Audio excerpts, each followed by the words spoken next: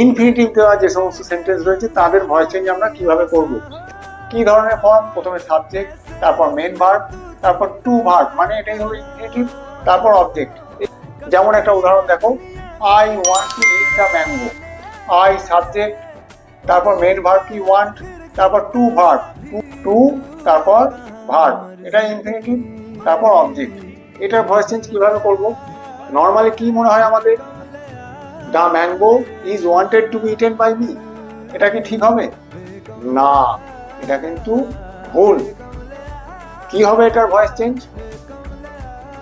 Correct voice change, I want the mango to be eaten. এটা হলো correct voice change. এই infinitive সেন্টেন্সের voice change, correct voice change হলো এইরকম। ফর্মটা কেমন হয়?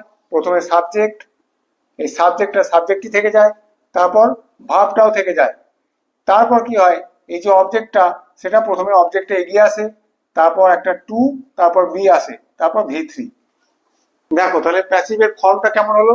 প্রথমে সাবজেক্ট, তারপর ভার্ব, তারপর অবজেক্ট, যেটা অ্যাক্টিভে ছিল সেই অবজেক্টটা এগিয়ে এলো, তারপর টু বি এসে গেল, টু বি, তারপর ভি3। এই ভি3 কোনটা? ইনফিনিটিভের যে ভার্বটা তার ভি3।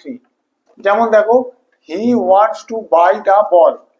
হি সাবজেক্ট, এই ভার্ব ওয়ান্টস, তারপর টু বাই, এটা হলো ইনফিনিটিভটা, তারপর দ্য বল হলো অবজেক্ট। ভয়েস চেঞ্জ করার সময় আমরা কিভাবে করলাম? হি সাবজেক্ট, সাবজেক্টই রয়ে গেল, এই ভার্বটা ডাইরেক্ট এখানে বসে যাবে, হি ওয়ান্টস, তারপর কি? এই অবজেক্টটা the ball, he wants the ball, তারপর কি? টু বি, টু বি, আর ভি3 কোন ভি3? এই বাই, ইনফিনিটিভের যে ভার্বটা তার ভি3। He wants the ball to be bot.